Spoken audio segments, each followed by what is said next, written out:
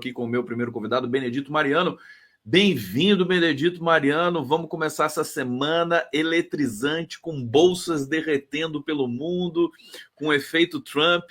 Olha, só para vocês terem uma ideia, a bolsa de Hong Kong despencou 13%. Desde 1997, na crise asiática, ela não despencava tanto. Então, a gente tem uma pauta internacional que a gente vai tratar ao longo do programa e temos a pauta aqui brasileira, super brasileira. Benedito Mariano, primeiro, obrigado por estar aqui conosco, é sempre um prazer te receber. Você está lançando um livro bonito, está aqui, você está com ele aí do lado, olha só, Pela Contracorrente, Segurança Pública, o calcanhar de Aquiles da esquerda e do campo democrático. Muito bom, parabéns pelo livro, ficou muito bonito. Obrigado. E eu quero te receber com todo carinho aqui. Muito obrigado pela presença, viu? Eu que agradeço, Conde. Sempre um prazer estar aqui. Olha, gente, deixa eu colocar a legendinha para vocês aqui com as notícias mais quentes do dia, como tradição do nosso Giro das 11. Para quem não conhece o Benedito Mariano, assim, só para constar, né? Mestre em Ciências Sociais pela PUC de São Paulo, um dos fundadores do Movimento Nacional de Direitos Humanos, foi ouvidor da Polícia de São Paulo, secretário de Segurança Cidadã de Diadema, diretor do Centro Santo Dias de Direitos Humanos da Arquidiocese de São Paulo. Enfim, é uma das figuras que são consideradas mais referência no campo da segurança pública no Brasil. E eu quero começar, antes de falar do teu livro, em especial, Benedito, começar falando da atual conjuntura do Brasil no campo da segurança pública, sempre delicada, e o ponto do teu livro, que é sempre difícil para a esquerda comentar esse tema, se bem que nós rastreamos aqui uma mudança, uma inflexão no discurso sobre segurança pública no governo Lula, em especial quando o Lula disse há 2 semanas atrás que não quer que o Brasil seja uma república de ladrões de celular e diz que lugar de bandido é na cadeia, né? Quase que parafraseando algumas expressões que circulam por aí nos setores conservadores. Você identificou essa mudança? No discurso, sim, é uma mudança. Eu acho que a iniciativa de ter um projeto de lei que aumenta a pena para receptação de celulares furtados e roubados é uma boa iniciativa, né? Assim como um projeto que rastreia celulares furtados e roubados. Agora, concomitante com essas duas iniciativas, é preciso ter uma força-tarefa nos estados integrada, Polícia Civil, Polícia Militar, Receita Federal, prefeituras, para asfixiar a rede de receptação. Não basta ter uma lei aumentando a pena para a receptação.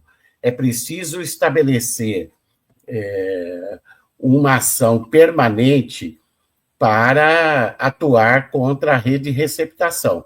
Se não tiver essa frente integrada para frear a rede de receptação, não diminui o furto e roubo de celular. Somado a isso, é fundamental que se tenha um policiamento de proximidade nos locais de grande circulação, guardas municipais, polícia militar nas ruas, para, principalmente, nos horários de pico, à tarde, nos pontos de ônibus de madrugada, né? As grandes vítimas de celulares furtados e roubados nos pontos de ônibus de madrugada são mulheres que estão indo trabalhar, né? Nós fizemos uma atuação dessa em Diadema, de colocar a Guarda Civil Municipal nos principais pontos de ônibus na cidade, das 5 às 7 da manhã e das 5 da tarde até às 7 da noite.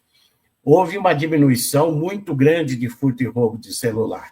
Então, eu sou a favor de ter novas leis para fortalecer essa ação contra a rede de receptação, mas tem que ter ações de policiamento permanente para que esse tipo de delito diminua. Porque o delito de furto e roubo de celular, ele cria uma sensação de insegurança na população. Porque o cidadão que perde o celular, ele perdeu o seu patrimônio, né? Então, parece que todo o problema de segurança se resume à perda do seu patrimônio. Então, é importante ter uma ação para frear Mariano, furto e roubo de celular. Agora, mais grave é a ampliação das organizações criminosas e das milícias, e aí precisa ter uma ação mais estruturante para enfrentar o grande crime. vamos tentar falar das organizações que realmente transbordam, né? Quer dizer, uma questão que está ligada ao crime organizado, às grandes facções. Eles têm uma estrutura gigante. Pagavam R$2.200 por um celular roubado, quer dizer, uma coisa. E esse celular vai para a África, tem toda uma estrutura, né? Agora, eu queria fazer uma pergunta muito singela antes de entrar nessa seara, que eu acho que é importante aqui para a gente falar da questão, porque é o drama do Brasil, né? Nesse momento, né? Acho que é o país onde mais se rouba celular no mundo. Eu não Verdade, tenho principalmente no estado de São Paulo. No estado de São Paulo. Não caberia uma campanha de informação para as pessoas simplesmente não usarem o celular nas ruas? Quer dizer, você empunhou o celular na Avenida Paulista, em qualquer lugar, seja às 7 da manhã, 9 da manhã, vão pegar teu celular, né, Mariano? Não está faltando uma campanha de informação nesse sentido? É preciso uma campanha de orientação para que a população tenha mais cuidado com o uso de celular, né? Muitas vezes as pessoas usam, principalmente adolescentes, jovens, celular no bolso de trás, né? Em locais de grande circulação, o celular é furtado, ela nem percebe, né? Então, uma campanha de orientação, ela é bem-vinda. Agora, tem que ter uma ação sistemática de policiamento preventivo permanente para asfixiar esse tipo de furto e roubo. E ter uma ação, essa frente, quando eu falo em frente integrada, é fundamental a presença da prefeitura, porque só a prefeitura pode multar ou até lacrar aqueles comércios que comercializam objeto de furto e roubo, como celulares, né? Nem a Polícia Estadual, nem a Polícia Federal tem essa competência. A prefeitura tem. Por isso que na Força Integrada é fundamental a presença das prefeituras, né? E acho que o governo federal pode induzir os estados e os municípios, né, aqueles que têm guarda municipal, a criarem esse tipo de frente integrada para atuar permanentemente, principalmente nos locais de grande circulação, né? Esse é um tipo de crime ou de delito que cria uma sensação de insegurança muito grande na população. São milhões de celulares furtados e roubados em todo o país, mas aqui no estado de São Paulo, na capital de São Paulo, é mais grave. Benedito Mariano aqui conosco, conversando sobre segurança pública. Qual seria a medida para desbaratar as organizações, aqueles que compram os celulares enfim, que contratam, na verdade, né? Porque o ladrão de celular é um ladrão uberizado também, né? Ele ganha uma miséria para levar o celular para as grandes, enfim, facções que compram esses celulares. Como é que você abordaria esse tema com a gente? Eu acho que fazendo um levantamento onde se tem a maior incidência de furto e roubo de celular, evidentemente que grande parte dos furtos e roubos de celulares não tem registro, a pessoa não registra, né? Mas aquilo que tiver de registro, né, nesses locais, estabelecer uma política de inteligência para ir gradativamente mapeando os comércios que atuam, né, como receptação de furto e roubo de celular. Se houver a perspectiva de fechar, né, grande parte desses comércios, eu não tenho dúvida que o impacto na diminuição de furto e roubo de celular será gigante. Então, precisa ter uma ação policial permanente na rua, ter endurecimento de penas para os receptadores e, ao mesmo tempo, ter uma ação de inteligência para identificar os comércios que lucram com objetos, produto de furto e roubo. Você sabe, Mariano, deixa eu confessar uma coisa para você, porque eu acho que você falou inteligência, ação de inteligência. Eu acho que esse é o grande gargalo do Brasil em todos os sentidos. Eu vejo a gente penando para ter alguma ação de inteligência em quaisquer que sejam os campos. Quer dizer, crime organizado no Rio, prisão, ordem de dentro da prisão, de segurança máxima com relação ali às ações, né, sobretudo no Rio de Janeiro, em São Paulo também agora, né? Você não acha que falta um salto muito trabalho de inteligência no Brasil, não só nos estados, mas no governo federal? Tudo. Mas não tenha dúvida. Existe hoje no país em torno de 80 organizações criminosas, né, além das milícias. Né? Não tem outra forma de atuar com força no enfrentamento às organizações criminosas se não tiver um trabalho de inteligência para identificar quais são as estruturas de comando intermediário e superior das organizações criminosas e os modos operantes das organizações criminosas. Hoje, Conde, as organizações criminosas estão com uma nova modalidade de ação, né, de atuação, que é contratar com o poder público. Né? Tem muitas empresas de fachada que estão contratando com prefeitura, com Estado, né? O crime contratando com o poder público, né? E por isso é urgente, nós falamos da lei que aumenta a pena para a rede de receptação de celulares furtados, roubados, precisa urgentemente ter uma lei no Brasil de compliance anticorrupção, ou seja, uma lei que faça minimamente um levantamento antes de contratar com o poder público. Isso na esfera municipal, estadual e federal, para evitar que o crime contrate com o poder público. Né? Somado a isso, eu gosto muito desse termo de força integrada. O problema é que as forças integradas elas têm prazo de validade, tem que ter um caráter permanente. E no enfrentamento às organizações criminosas, é importante ter uma força-tarefa integrada com Receita Federal, com a Polícia Federal, Polícia Rodoviária Federal, com os ministérios públicos, para atuar na perspectiva de ir atrás do dinheiro. Né? A movimentação do crime organizado é gigantesca do ponto de vista de recursos aqui no país e fora do país. Então, para isso, órgãos como a Receita Federal têm um papel importante na perspectiva de ir atrás do dinheiro.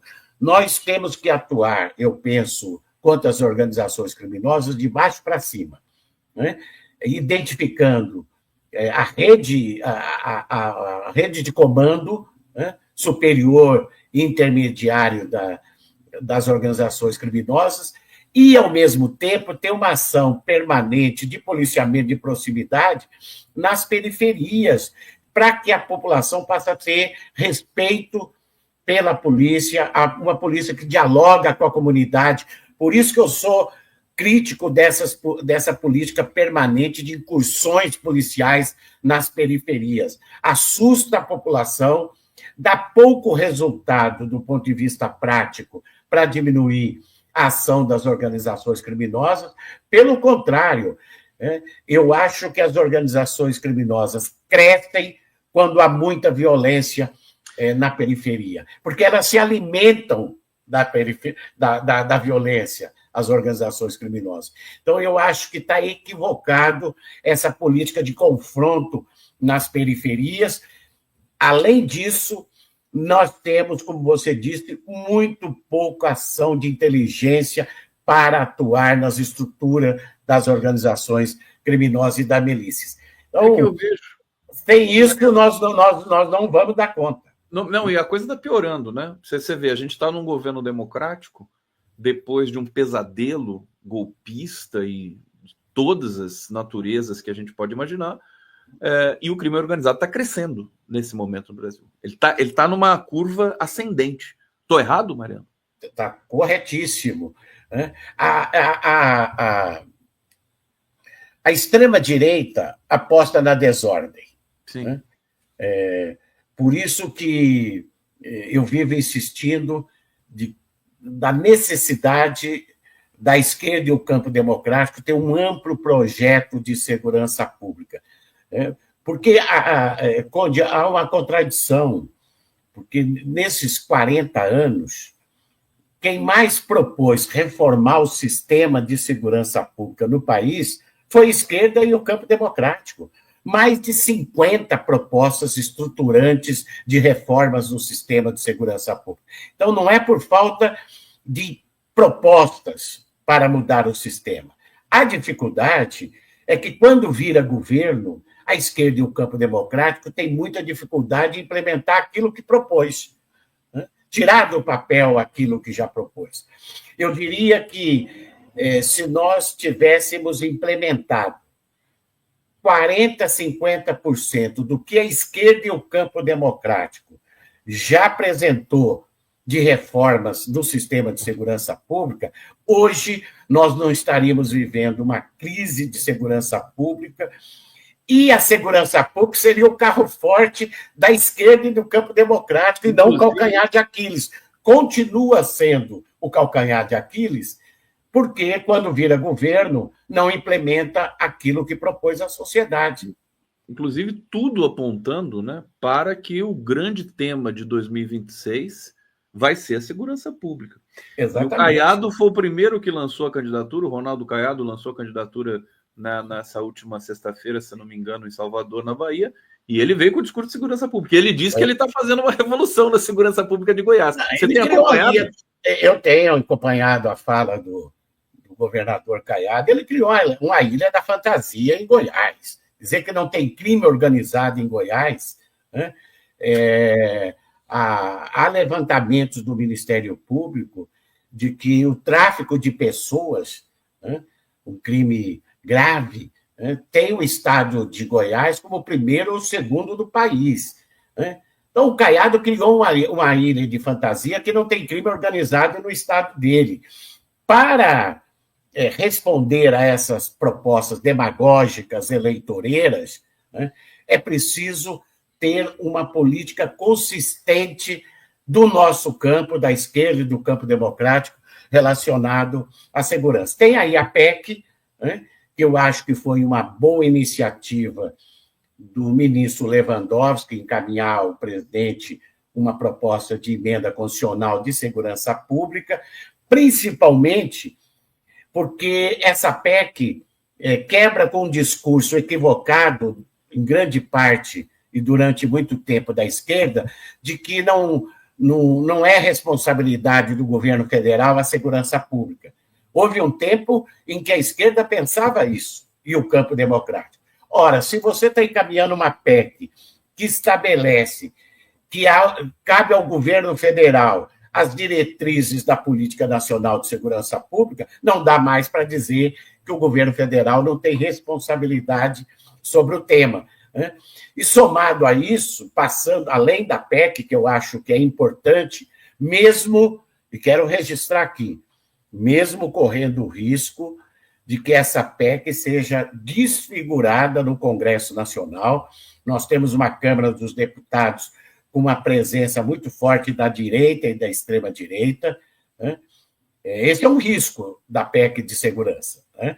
E se ela for desfigurada, o presidente da República tem dificuldade de vetar, né? Se não me engano, não cabe ao presidente vetar emenda constitucional, né? Então, eu acho que, independente da PEC, tem que ter uma política nacional de segurança pública que não necessite de uma emenda constitucional. Eu acho que passou da hora do governo federal, por exemplo, anunciar a segunda Conferência Nacional de Segurança Pública, que eu acho que o grande tema dessa conferência é o crescimento das organizações criminosas, como você disse aqui. Em toda a República, Conde, nós tivemos uma única Conferência Nacional de Segurança Pública no primeiro governo Lula.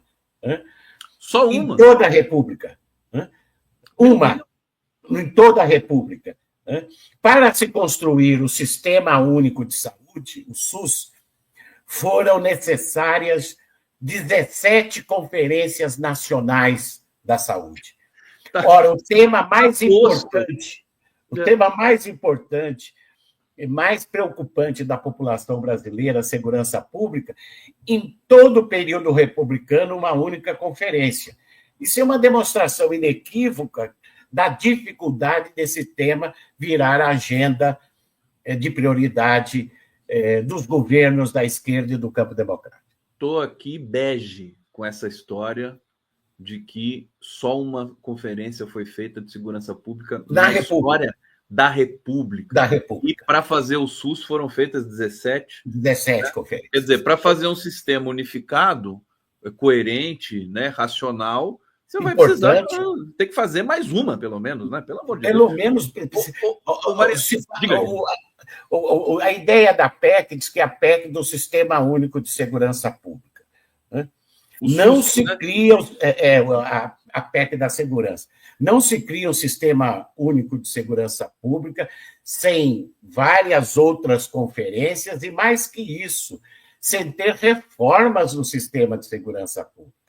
Nós ainda temos, na estrutura do sistema de segurança pública brasileiro, né, regras que vieram do período do Brasil Império, do período de arbítrio, de ditadura. Né? Por exemplo, né,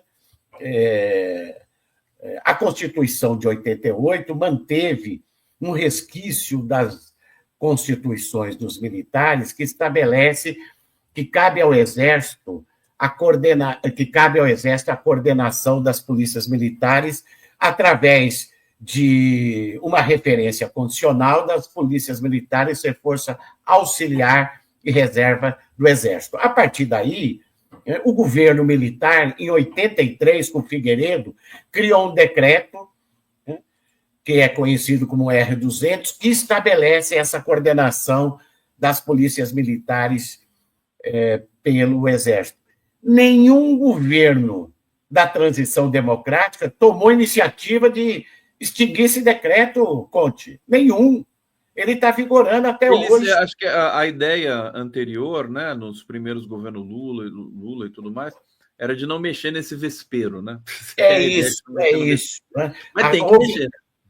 Houve uma, como diz o Paulo Sérgio Pinheiro, houve uma continuidade e não mudanças na Constituição de 88 no que se refere à segurança pública. O inquérito policial brasileiro, né, a estrutura do inquérito policial brasileiro é de 1871, quando houve uma reforma judiciária do Império. Plena ditadura.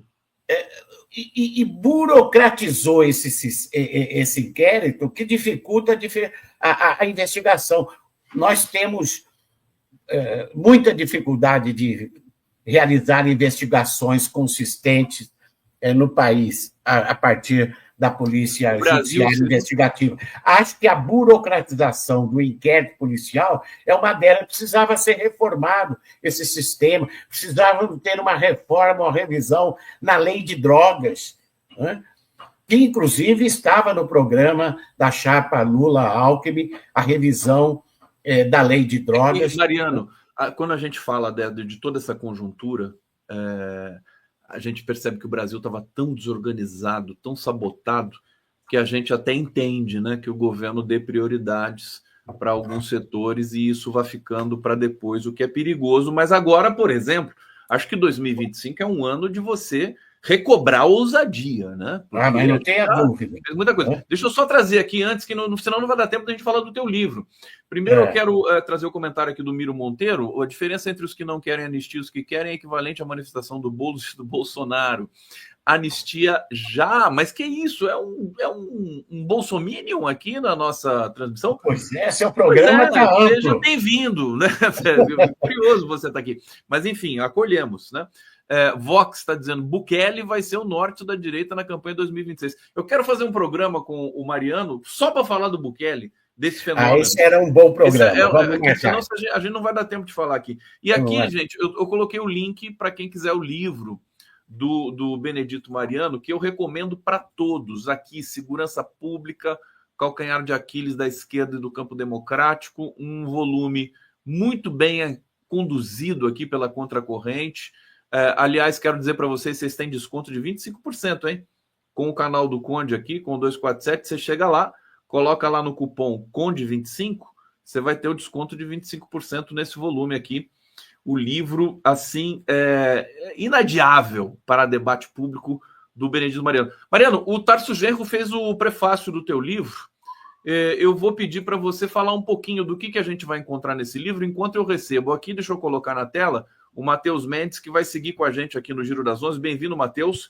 Aproveita aí um pouquinho, eu sei que você está no bastidor aqui, a fala do Mariano, que é muito importante para todos nós. Mariano, o que você fala sobre o seu livro? O que o leitor vai encontrar nesse volume? Não, primeiro, para mim é uma alegria, meu amigo, ex-ministro, ex-governador Tarso Genro, ter feito o prefácio do livro, para mim é uma honra. O livro, Conde, é uma coletânea de cerca de 60 artigos que eu escrevi nesses últimos 30 anos, né, que procura combinar segurança pública, democracia e direitos humanos. Ou seja, qualquer reforma na perspectiva de ter uma segurança pública da democracia tem que levar em conta esses três conceitos estruturantes: segurança pública, direitos humanos e fortalecimento da democracia. Eu relembro ali a maioria das propostas que foram feitas na transição democrática para reformar o sistema de segurança pública. Por isso, volto a repetir, quem mais propôs reformar o sistema de segurança pública foi a esquerda e o campo democrático. A dificuldade, e aí é o subtítulo do livro, é que quando a esquerda e o campo democrático vira governo, né, por uma razão ou outra, não implementa aquilo que propôs nos seus programas de governo.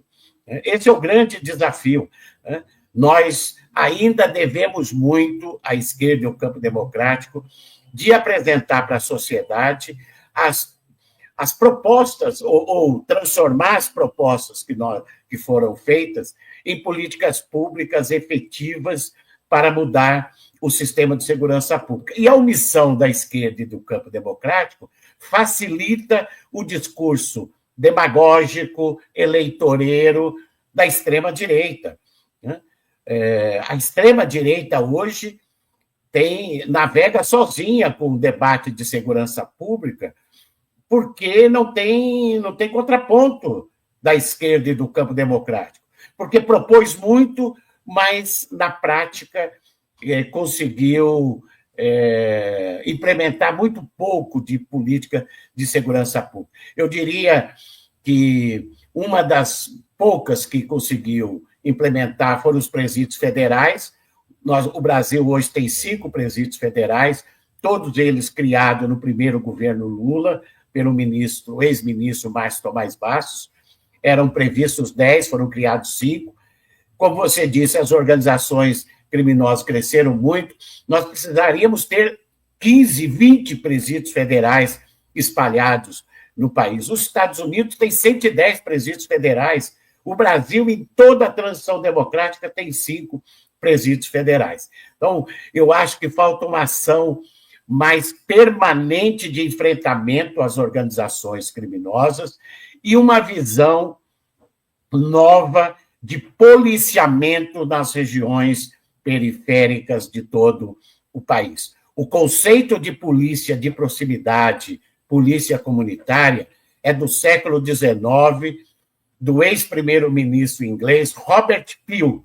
Ele é o pai da polícia comunitária e policiamento de proximidade. Aqui no Brasil, falar em policiamento comunitário, de proximidade, nas polícias ostensivas, parece um palavrão. Parece palavrão, impressionante. Então, e aí nós temos essas ações absurdas, como a Operação Escudo e Verão na Baixada Santista, que vitimou mais de 80 pessoas, né?